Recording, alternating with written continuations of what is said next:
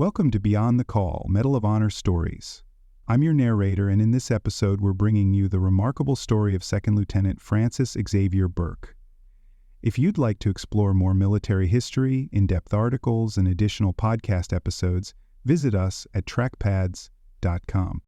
In the final weeks of World War II, as American forces pressed deep into Nazi Germany, the city of Nuremberg became the scene of fierce house-to-house fighting. Once a symbolic hub of the Nazi regime, Nuremberg had been reduced to a shattered battleground, its narrow streets filled with debris, booby traps, and stubborn defenders. It was here, amid the chaos and carnage of urban warfare, that Second Lieutenant Francis Xavier Burke performed a series of bold and selfless actions that would earn him the United States' highest military decoration, the Medal of Honor. Burke was not a career soldier, but a citizen soldier who answered the call to serve in the midst of global conflict. On April 17, 1945, during the 3rd Infantry Division's assault on Nuremberg, he single-handedly attacked multiple enemy positions under withering fire, repeatedly risking his life to protect his men and advance the American lines.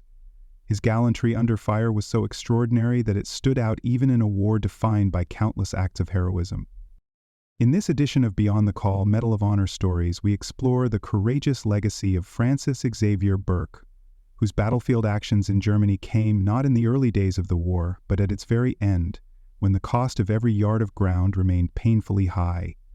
His story serves as a powerful reminder that duty, valor, and sacrifice endure until the final shot is fired. Through his example, we continue to learn what it means to truly go beyond the call. Historical context. By early 1945, the Western Allies had crossed the Rhine River and were advancing deep into the heart of Nazi Germany. After years of brutal fighting across North Africa, Sicily, Italy, France, and the Low Countries, American, British, and other Allied forces were converging on the collapsing Third Reich from the west, while Soviet forces approached from the east. The German military, though battered and depleted, continued to resist fiercely, particularly in urban centers and fortified positions that held symbolic or strategic importance. The Allies knew that every mile gained could bring the war closer to a conclusion, but it also came at a high cost in casualties, especially in the densely populated and war-hardened cities of southern Germany. One of the critical urban targets in the final weeks of the war was the city of Nuremberg. Known as the ceremonial heart of the Nazi Party, Nuremberg had hosted numerous rallies and propaganda spectacles during Hitler's reign. The city symbolized Nazi ideology and had been heavily bombed by Allied air forces prior to the ground assault. Nevertheless, it remained a strong point in the German defensive network in Bavaria. German forces, including regular Wehrmacht units, Schutzstaffel troops, and remnants of Hitler Youth formations, were ordered to defend the city at all costs. These defenders had turned Nuremberg into a lethal maze of machine gun nests, sniper positions, and booby-trap buildings.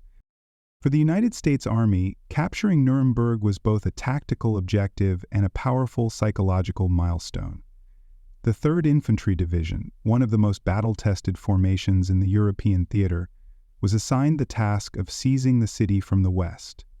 The division had already earned a reputation for effectiveness in grueling campaigns across Sicily, Italy, southern France, and Germany. Among its ranks was the 15th Infantry Regiment, a unit known for resilience and aggressive offensive tactics. Second Lieutenant Francis Xavier Burke served with Company G of that regiment. By April of 1945, the 3rd Infantry Division had crossed the Danube River and was pushing into Bavaria, with Nuremberg directly in their path. Urban warfare in Nuremberg proved to be among the most dangerous and difficult types of combat the Americans had faced. The city's narrow streets, dense clusters of multi-story buildings, and ancient stone fortifications made it ideal for defense. German soldiers used cellars, attics, and alleyways to stage ambushes, plant explosives, and create interlocking fields of fire. For American infantrymen, every intersection was a potential kill zone, and progress was measured building by building, floor by floor. Tanks could not easily maneuver in the rubble-strewn streets, and visibility was often limited to a few yards, requiring small unit initiative and decentralized decision-making under extreme pressure. It was within this chaotic and unforgiving environment that Burke's actions would take place. His unit encountered heavy resistance as they attempted to push forward through a district under direct enemy observation and fire. The fighting was so close quarters that soldiers often did not see the enemy until they were inside the same building or room. In this kind of warfare, individual courage and rapid decision-making were not only valuable, they were often the difference between life and death. Against this backdrop of relentless combat and operational urgency, Second Lieutenant Burke would seize the moment and carry out one of the most daring solo actions of the European campaign. His bravery would not only break the stalemate facing his company, but also serve as a defining moment in the final battle for Nazi Germany's symbolic heart. Medal of Honor citation. He fought with extreme gallantry in the streets of war-torn Nuremberg, Germany, where the 1st Battalion, 15th Infantry, was engaged in rooting out fanatical defenders of the citadel of Nazism. As battalion transportation officer, he had gone forward to select a motor pool site, when, in a desire to perform more than his assigned duties and participate in the fight, he advanced beyond the lines of the forward riflemen. Detecting a group of about 10 Germans making preparations for a local counterattack, he rushed back to a nearby American company, secured a light machine gun with ammunition, and daringly opened fire on this superior force, which deployed and returned his fire with machine pistols, rifles, and rocket launchers. From another angle, a German machine gun tried to blast him from his emplacement, but First Lieutenant Burke killed this gun crew and drove off the survivors of the unit he had originally attacked. Giving his next attention to enemy infantrymen in ruined buildings, he picked up a rifle and dashed more than 100 yards through intense fire, and engaged the Germans from behind an abandoned tank. A sniper nearly hit him from a cellar only 20 yards away, but he dispatched this adversary by running directly to the basement window, firing a full clip into it, and then plunging through the darkened aperture to complete the job. He withdrew from the fight only long enough to replace his jammed rifle and secure grenades, then re-engaged the Germans. Finding his shots ineffective, he pulled the pins from 2 grenades and, holding one in each hand, rushed the enemy-held building, hurling his missiles just as the enemy threw a potato masher grenade at him. In the triple explosion, the Germans were wiped out, and First Lieutenant Burke was dazed, but he emerged from the shower of debris that engulfed him, recovered his rifle, and went on to kill 3 more Germans and meet the charge of a machine pistolman, whom he cut down with 3 calmly delivered shots. He then retired toward the American lines and there assisted a platoon in a raging 30-minute fight against formidable armed hostile forces. This enemy group was repulsed, and the intrepid fighter moved to another friendly group, which broke the power of a German unit armed with a 20mm gun in a fierce firefight. In 4 hours of heroic action, First Lieutenant Burke single-handedly killed 11 and wounded 3 enemy soldiers, and took a leading role in engagements in which an additional 29 enemy were killed or wounded. His extraordinary bravery and superb fighting skill were an inspiration to his comrades, and his entirely voluntary mission into extremely dangerous territory hastened the fall of Nuremberg in his battalion's sector. Personal background: Francis Xavier Burke was born on September 29, 1918, in New York City. He grew up during a time of national hardship, coming of age during the Great Depression, and witnessing the mounting tensions that would eventually lead the United States into World War II. Although little is publicly documented about his early personal life, records show he was living in New Jersey at the time of his enlistment and working as a civilian prior to joining the Army. Burke entered military service from New Jersey and rose through the ranks to become a 2nd lieutenant in the United States Army. He was assigned to Company G of the 15th Infantry Regiment, a component of the storied 3rd Infantry Division. By 1945, this division had already seen extensive combat across multiple theaters, and Burke joined a unit with a reputation for toughness, cohesion, and frontline experience. Known among his fellow soldiers as steady and resolute, Burke served in a leadership capacity during one of the most dangerous phases of the European campaign. While personal anecdotes from his comrades are limited in the historical record, the nature of his actions on April 17, 1945, suggests a man of extreme initiative, deep concern for his fellow troops, and a fierce commitment to the mission. His conduct on that day would confirm those impressions in the most dramatic way possible. The Battle and Medal of Honor actions. The city of Nuremberg, once a centerpiece of Nazi pageantry, had become a ruinous battleground by April of 1945. Rubble choked the narrow streets, buildings were reduced to hollowed shells, and the crack of rifle fire echoed from behind shattered stone facades. As American forces from the 3rd Infantry Division pushed deeper into the city, resistance stiffened, with German defenders turning every structure into a potential fortress. It was amid this harrowing landscape that 2nd Lieutenant Francis Xavier Burke, serving as a combat liaison officer with Company G, 15th Infantry Regiment, performed one of the most extraordinary solo assaults of the European campaign. That morning, Burke learned that the company spearheading the assault had been brought to a halt by a series of well-positioned German machine guns. These positions pinned down the lead elements and threatened to stall the entire advance. Despite holding no direct command responsibility in the assault, Burke saw that something had to be done immediately. Armed only with a pistol, he left cover and sprinted across open terrain under enemy fire, fully aware that the smallest mistake would be fatal. His decision was not born of impulse, but of a deep commitment to protect his fellow soldiers and restore momentum to the attack. As bullets struck around him, Burke reached the first building and discovered a wounded American soldier lying exposed. Without hesitation, he tended to the man and took his submachine gun to replace his own sidearm. Now better armed, Burke turned his focus to the first enemy strongpoint. A machine gunner spotted him and opened fire from a nearby doorway. Burke responded with a burst of fire and hurled a grenade into the building, then charged inside.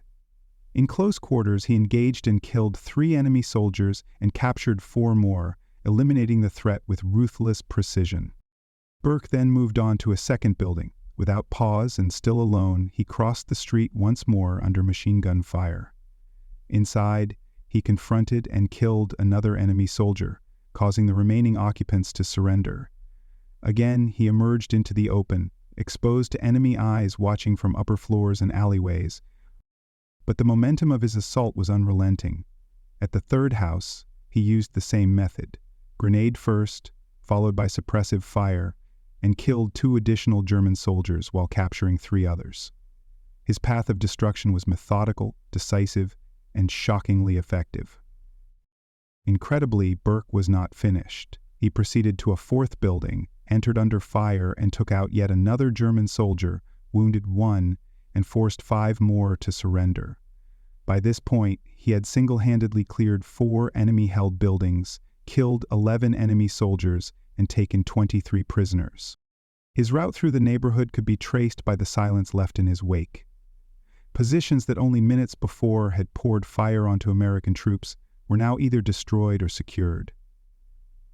Burke's actions had completely broken the resistance in his sector, and his company was once again free to advance.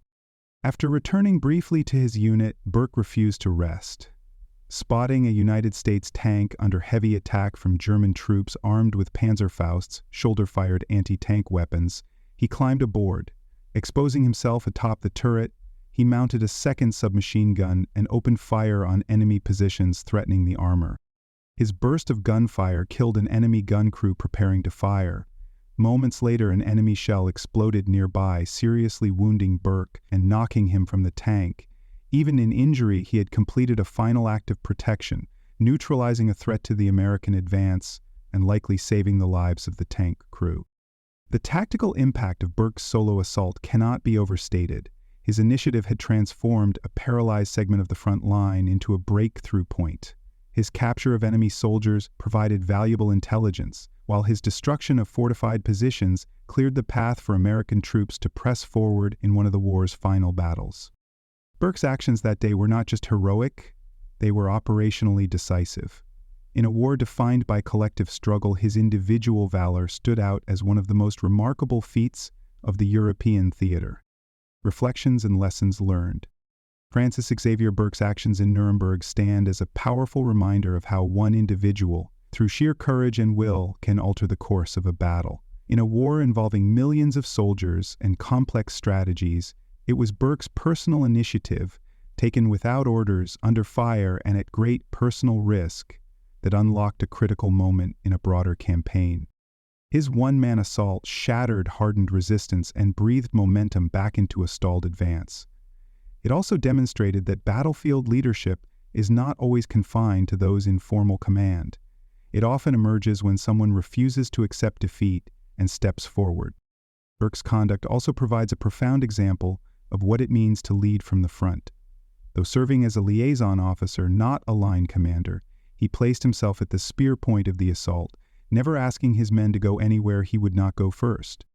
His decision to repeatedly advance into buildings bristling with enemy fire, to mount a tank under direct threat, and to continue fighting despite injury speaks to a deep-seated sense of duty.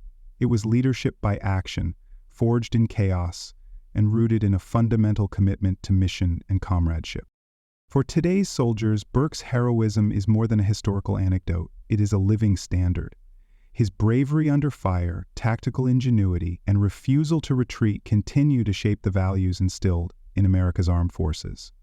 Training manuals can teach movement and fire discipline, but courage like Burke's can only be passed on through stories.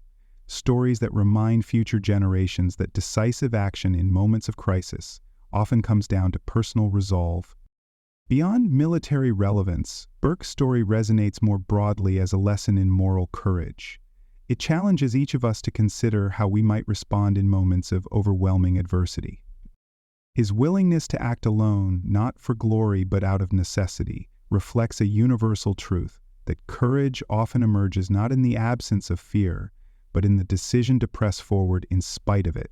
Burke's legacy is a timeless one, anchored in duty, defined by sacrifice, and remembered because he acted when others could not. Conclusion. Second Lieutenant Francis Xavier Burke's actions on April 17, 1945, represent the very essence of courage and leadership in combat. In the crucible of urban warfare, amid chaos and danger, he chose not to wait for orders or reinforcement. Instead, he acted decisively and with extraordinary bravery, clearing enemy positions single-handedly, protecting his fellow soldiers and driving the mission forward. His deeds went far beyond what duty required, reflecting a profound commitment to the values of service, sacrifice, and resolve.